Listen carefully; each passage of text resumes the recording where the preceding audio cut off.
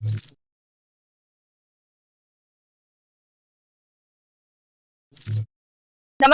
હું છું પ્રિયા અને તમે જોઈ રહ્યા છો જનતા કી જાણકારી ન્યૂઝ।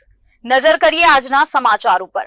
રાધનપુરમાં એસટી બસ કંડક્ટરનો વિદ્યાર્થી સાથે દુર્વ્યવહારનો મામલો સામે આવ્યો છે। સોમનાથ રાધનપુર રૂટ પર ચાલતી બસમાં કંડક્ટર દશરથ ચૌધરીએ વિદ્યાર્થીને બસમાંથી ઉતારી મારપીટ કરી। કંડક્ટર મુસાફરો વિદ્યાર્થીઓ સામે તાનાશાહીથી બોલ્યો કે 1 કલાક ગાડી ઊભી રહેશે, તમારે જ્યાં ફરિયાદ કરવી હોય કરો, અને વિદ્યાર્થીને ધમકી આપી કે તું વિડીયો ના ઉતાર, ડ્રાઈવર બસ ઊભી જ રાખી દે। આ ઘટનાથી મુસાફરોમાં ભારે રોષ જોવા મળ્યો છે। વિદ્યાર્થી આયર વિષ્ણુભાઈ અને આયર વિશાલભાઈ બંને સાંતલપુર તાલુકાના ડાલડી ગામના રહેવાસી છે। ઘટનાની ફરિયાદ રાધનપુર પોલીસ સ્ટેશનમાં નોંધાઈ છે। સ્થાનિકોમાં ગુસ્સો ફાટી નીકળ્યો છે અને કંડક્ટર વિરુદ્ધ કડક કાર્યવાહી કરવાની માંગ ઉઠી રહી છે। નગરસેવક જયાબેન ઠાકોરે પણ તંત્ર સામે સવાલો ઉઠાવ્યા છે અને ન્યાયિક તપાસની માંગણી કરી છે।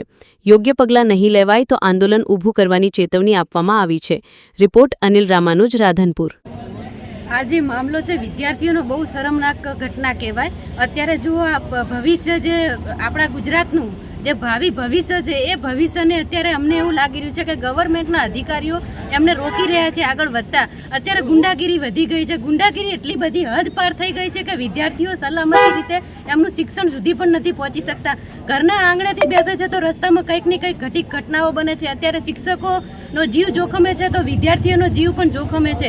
જ્યાં જુઓ ત્યાં ઘટિત ઘટનાઓ બની રહી છે। અત્યારે વિદ્યાર્થીઓ જ્યારે એક સલામતીનું સ્થળ કહેવાય છે અને સલામતીના નામે એક બસનું નામ આપવામાં આવે છે, ત્યારે એ બસની અંદર જ્યારે વિદ્યાર્થીઓ સલામતી કરી રહ્યા હતા અને એ વિદ્યાર્થીઓને જુઓ, આપ જોઈ શકો છો, ટી શર્ટ ફાડી નાખી છે, બટન તોડી નાખ્યા છે, લાતો મારે છે। તો હું તો સરકારને એટલી જ અપીલ અને વિનંતી કરું છું કે દરેક કંડક્ટર, બસના ડ્રાઈવરો એમના તમામના જ્યારે બસની અંદર બેસે છે ત્યારે તમામનું પહેલાં તો એમનું પોલીસ દ્વારા ચેકિંગ કરવામાં આવે કે એ લોકો પીને તો નથી ગાડી ડ્રાઈવ કરી રહ્યા ને, કંઈ દારૂનું વ્યસન પણ અત્યારે બહુ જોવા મળે છે તો એમને કંઈ એ રીતે તો નથી કરી રહ્યા ને, તો એની પણ તપાસ કરવામાં આવે અને કાયદાકીય રીતે આ જે વિદ્યાર્થીઓ ઉપર હુમલો કરવામાં આવે છે એના ખરાબમાં ખરાબ શબ્દોમાં વખોડીએ છીએ અને સાથે અમને ન્યાય નહીં મળે ત્યાં સુધી અમે એમની સાથે છીએ।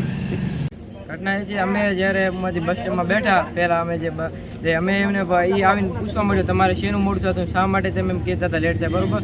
અમે કીધું આ લેટ થવા બધે ન થાય તો બસ ગમે ત્યારે ઉપડે એમ નક્કી ના કહેવાય, ગમે તે થાય। અપશબ્દ બોલવા માંડ્યો છે। મેં ફોન કાઢીને વિડીયો ઉતારવા માંડ્યો, મારો ફોન લઈ તેમને મને આમ બરજબરી કરી મારું ટી શર્ટ ફાડવાની કોશિશ કરીને મને અડબો ધણી, બરાબર? પછી અમે તે વિડીયો ઉતાર ફોન અમારો પડાવી લીધો, બરાબર?